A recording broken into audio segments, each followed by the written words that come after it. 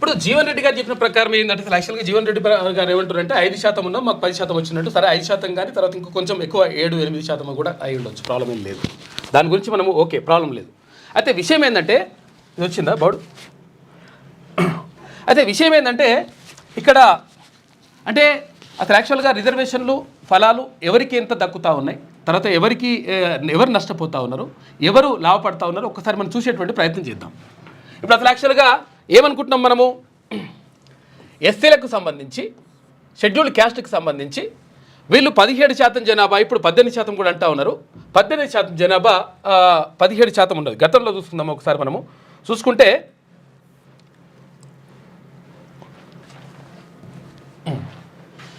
17% ఉండే ఏది గతంలో రిజర్వేషన్ 2024 ఉంటే ఇప్పుడు 15% రిజర్వేషన్ వాళ్ళు తీసుకుంటా ఉన్నారు. కాబట్టి ఇది నష్టపోతున్నారు కొంతవరకు. అది క్లోజ్ అదే మొత్తం అవుతుంది క్లోజ్ చేసి రైట్. ఓకే, 17% ఉన్నటువంటి జనాభాకు ఇక్కడ 15% రిజర్వేషన్ దక్కింది. ఓకేనా, ఇదేది ఇంకోటి. తర్వాత ఎస్టీలకు సంబంధించి 9.8% ఉందని చెప్పేసి అన్నారు. ఇప్పుడు కొంచెం పెరిగింది, దాన్ని ఇప్పుడు మనం అట్లా కాదనట్లేదు. సరే, పెరిగిన దాన్ని కూడా మనం చూసుకుందాం కావాలంటే. ఎంత 9.8% ఉంటే ఇక్కడ అసలు యాక్చువల్గా ఇప్పుడు వీళ్ళకి ఎంత ఉండే, యాక్చువల్ 7.5% మాత్రమే ఉండే, 7.5% మాత్రమే ఉండే. కానీ ఇప్పుడు దాన్ని 10% తీసుకొచ్చిండ్రు. తర్వాత బీసీలకు సంబంధించి 62%. ఇప్పుడు కేటీ రామారావు చెప్పిన ప్రకారం 61% చూసుకుందాం మనం. కేటీ రామారావు చెప్పిన లెక్కల ప్రకారం మనం వెళ్ళట్లేదు. అదే విషయం ఏంటంటే మనం ఆ ట్రాప్లో ఆయన గురించి కూడా మనం మాట్లాడతాం. ఇప్పుడు ఇట్లా బీసీ ఎంతమంది ఉన్నారు, 62. వాళ్ళు ఇచ్చిన ప్రకారం 61% మందే అనుకుందాం. 61%కి దక్కుతున్న రిజర్వేషన్ ఎంత, 29 అంటే దీన్ని స్థానిక సంస్థలలో కాకేడికి తీసుకొచ్చి 34% ఉంటే దాన్ని 23%కే తీసుకొచ్చిండు. అయినా కానీ 29% అనుకుందాం మనం. 29% రిజర్వేషన్ అయిపోయింది. తర్వాత ఇక్కడ ఏది ఈబీసీ ప్లస్ ఓసీ రెండు కలిపి 8-9% ఉంటుందని చెప్పేసి అనుకున్నారు. ఈడబ్ల్యూఎస్కి సంబంధించి అనుకుంటే వాళ్ళకి దక్కుతున్నటువంటి రిజర్వేషన్ ఎంత అంటే 10%. ఈడబ్ల్యూఎస్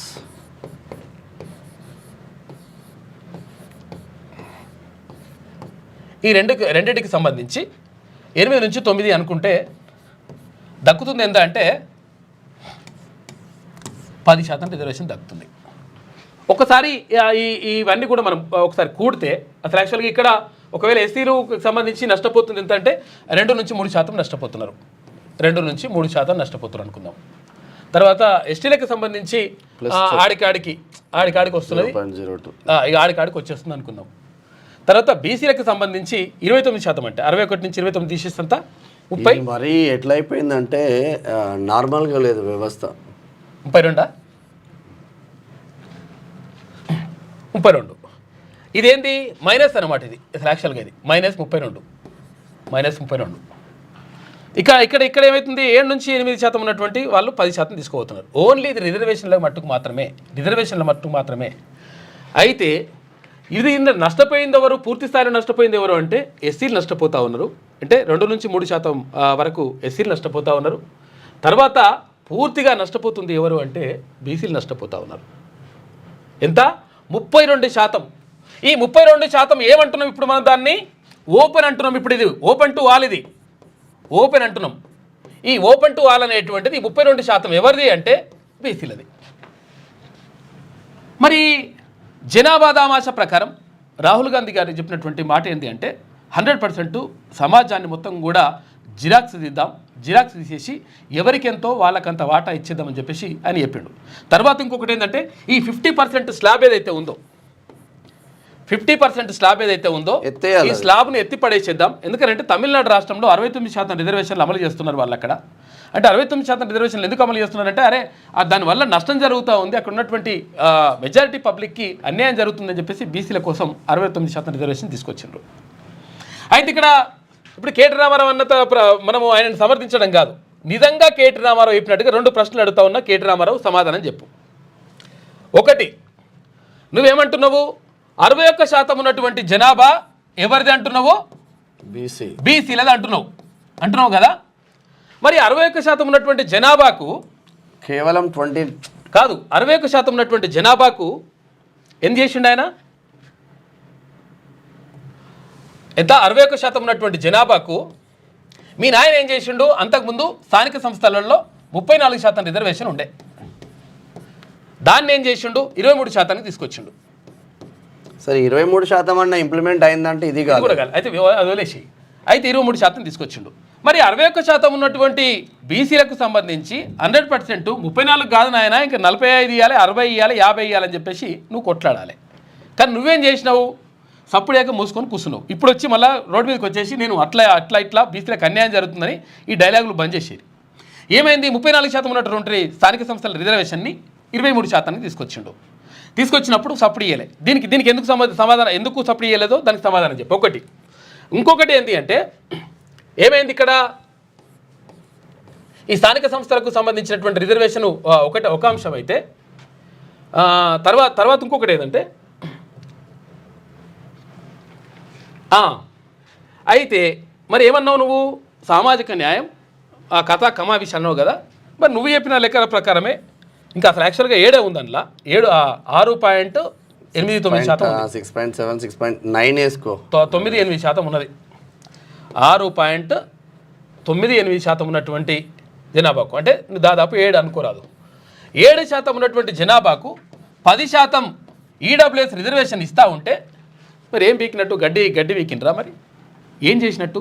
ఈ 2 విషయాలకు కేటీఆర్ సమాధానం చెప్పాలి. అంటే మేము ఏమిటంటే బీసీల మీద ఉన్న ప్రేమ ఉన్నట్టుగా ఇట్లా నటించడం, తర్వాత బయటకు వచ్చి డైలాగులు కొట్టడం, ఇదంతా కూడా బంద్ చేయాలి.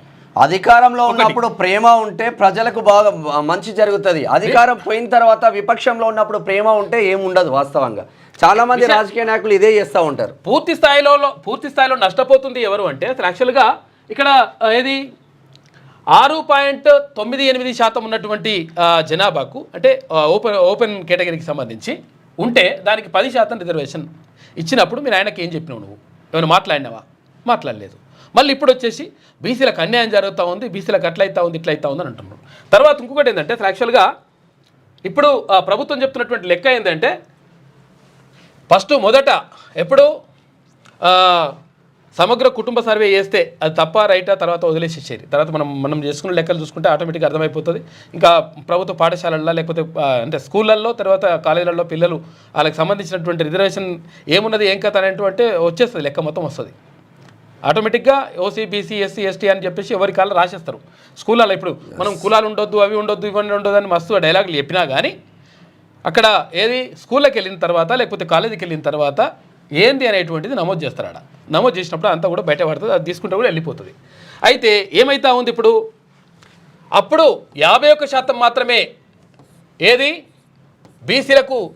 బీసీలు ఉన్నారని తేలింది. కానీ ఇప్పుడు మాత్రం 56.33% లేకపోతే 5% ఇంత ఉందని చెప్పేసి బీసీలు ఉన్నారు అని చెప్పేసి తేలింది. కాబట్టి ఒక 5% మా లెక్కలలో ఎక్కువ పెరిగింది అని చెప్పేసి ప్రభుత్వం చెప్తున్నటువంటి మాట, ముఖ్యమంత్రి గారు చెప్తున్నటువంటి మాట. ఏది 5% పెరిగిందని. అసలు విషయం జరిగింది ఏంటి అంటే ఈ 51% ఎవరు అంటే ఓన్లీ బీసీలు. ఇలా మళ్ళీ ఇక ముస్లింలలో బీసీ ముస్లింలు, ఓసీ ముస్లింలు, మైనార్టీ ముస్లింలు ఎవరైతే మైనార్టీలో ఉండాలి కదా బీసీలలో వాళ్ళు 10% ఉన్నారు. 10% మైనార్టీ పకీరోళ్ళు కావచ్చు, దుదేకులోళ్ళు కావచ్చు, మన బిడ్డలే మైనార్టీలు వీళ్ళెంత 10% ఉన్నారు. ఇది ఎంతో కలుపుకుంటే ఎంత అవుతుంది? 61% అవుతుంది. కానీ 61%కి 56.5% చేసేసి మేము అద్భుతం చేసేసినామని చెప్తే ఇది కరెక్ట్ కాదు. చాలా ఏరియాలో వాస్తవం ఇది జరగాలి కదా. కనీసం కాబట్టి విషయం ఏమవుతుంది? నిజంగా ఒకవేళ సరే మేము 56% ఉందనుకుందాం, ప్రభుత్వ లెక్కల ప్రకారం 56% ఉందనుకుందాం. మరి 56% వాటా దక్కుతుందా? ఇప్పుడున్నటువంటి మంత్రివర్గంలో ఉన్నటువంటి మంత్రుల శాతం ఎంత? ఏది బీసీలకు సంబంధించి 2 మంత్రులు ఉన్నారు. ఒకరు కొండా సురేఖ గారు ఉంటే ఇంకొకరు పొన్నం ప్రభాకర్ కూడా ఇద్దరు ఉన్నారు. ఎంతమంది మంత్రులని ఇప్పటివరకు చేసిండ్రంటే 12 మంది ఉన్నారు. ఇప్పుడు ముఖ్యమంత్రితో కలిపి 12 మందిలా ఇద్దరికి చేస్తే ఎంత పర్సెంటేజ్ ఇచ్చినట్టు ఒక్కసారి మీరు బేరీ చేసుకోరి. ఇప్పుడు రానున్న 6 మంత్రి పదవులలో బీసీలకు వస్తాయన్న నమ్మకం లేదు. ఒక కేవలం అయితే ఇప్పుడు అది కూడా ఏమైందంటే శ్రీహరి ముదిరాజ్ కోటాలో ఫిల్ చేసే ఆస్కారం ఉంది. 6 మంత్రి పదవులలో 4 ఫిల్ చేస్తారట. ఆ 4 ఫిల్ చేస్తే ఒకటి బీసీకి, ఒకటి రెడ్డికి, ఒకటి మైనార్టీకి, ఇంకొకటి ఎస్టీ సమాజ వర్గానికి. మొత్తం సరే ఓకే. మరి ఇప్పుడు ఏంది పరిస్థితి ఏంది? నిజంగా ఒకవేళ బీసీలకు దక్కుతున్నటువంటి వాటా ఎంత? దీనిపైన 100% చర్చ జరగాల్సిన అవసరం ఉందా లేదా? అంటే మాట్లాడినరు, తర్వాత ఇట్లా అయింది అని చెప్పేసి చెప్తా ఉన్నారు. మనం చెప్పినటువంటి లెక్కలు ఉన్నాయి కదా, అది 3,54,00,000 మంది మీరు లెక్క తేల్చిండ్రు, ఇంకా 16 లక్షల మంది లెక్క తేలాలన్నారు. అది మొత్తం కూడా 3,70,00,000 మంది అవుతున్నారు. మరి మొత్తం మనం లెక్కలు చూసుకుంటే 4,34,00,000 దాకా పోతుంది. 4,34,00,000 మరి ఫేక్ ఓట్లు, బీ కోట్లు 10 లక్షల నుంచి 20 లక్షలు తీసి పడేసి దాంట్లో 4,14,00,000 మంది అవుతుంది. మనం దాంట్లో ఈ ఐటీఐ పిల్లల్ని, పాలిటెక్నిక్ పిల్లల్ని యాడ్ చేయలేదు, అవన్నీ చేయలేదు. ఇగో ఇట్లున్నది లెక్క. కాబట్టి నేను ఏమంటున్నానంటే ఈ విషయాలన్నీ కూడా మాట్లాడుతుంటే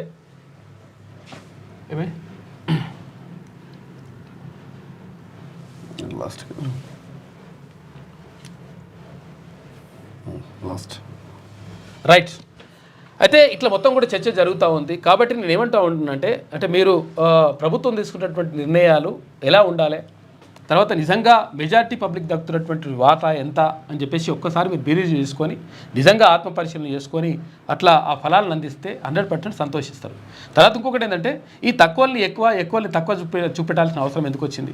తర్వాత ఇప్పుడు ఈ రానటువంటి లెక్కలే అయితే ఉన్నాయో ఆ లెక్కలను ఎందుకు బయటకు తీసుకొస్తలేరు? తీసుకొచ్చిన తర్వాత వాళ్ళంటే ఒక్క రోజులో తీసుకొచ్చిన ఏమంటారంటే, నాకు ఒక అవకాశం ఇవ్వండి, ఒక్క రోజులోనే తెలంగాణలో ఉన్నటువంటి మొత్తం కూడా కులగణనకు సంబంధించిన పూర్తి వివరాలు తిప్పించేటువంటి బాధ్యత నాది.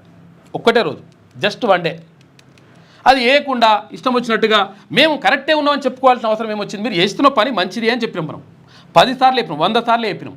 మీరు చేస్తున్నటువంటి పని, రాహుల్ గాంధీ తీసుకున్నటువంటి నిర్ణయాన్ని ముఖ్యమంత్రి గారు అమలు చేస్తూ ఉన్నారు. ముఖ్యమంత్రి గారు తీసుకున్నటువంటి నిర్ణయం అద్భుతంగా ఉంది, 100% ప్రజలకు మేలు చేసేదని చెప్పేసి అనుకున్నాం. కానీ అది తప్పులు జరిగినాయి. ఆయనకు తెలిసి జరిగిందా, తెలియక జరిగిందా, లేకపోతే ఎన్వినేటర్లు చేసినరా, లేకపోతే ఎవరు ఆఫీసర్లు చేసినరా, ఎవరు చేసినరో తెలియదు, ఓకే. కానీ దాన్ని సరిదిద్దుకునేటువంటి ప్రయత్నం చేస్తే మంచిగా ఉంటుంది. ఆ సరిదిద్దుకునేటువంటి ప్రయత్నం చేయకుండా తర్వాత మేము చెప్పిందే కరెక్ట్, మేము చెప్తే మీరు వినాలనేట్టుగా మంత్రులు తర్వాత వీళ్ళని తీసుకొచ్చి మాట్లాడిపోయడం మాత్రం చాలా దారుణంగా ఉన్నది. తెలంగాణ సమాజంలో ఉన్నటువంటి బీసీలు ఎవరైతే ఉన్నారో, అత్యధిక ప్రజలైనటువంటి మెజార్టీ పబ్లిక్ అయినటువంటి బీసీలు మొత్తం కూడా ఇక్కడ చూస్తూ ఉన్నారు, ఆలోచిస్తూ ఉన్నారు. అరే ఏం జరుగుతుందిరా బాబు, మనకి మన పరిస్థితి ఏంది? మనకు ఒక 3 లక్షల 2,90,90,000 కోట్ల రూపాయల బడ్జెట్ పెడితే మనకు వచ్చినటువంటి వాటా ఎంత అంటే 9,000 కోట్ల రూపాయలు.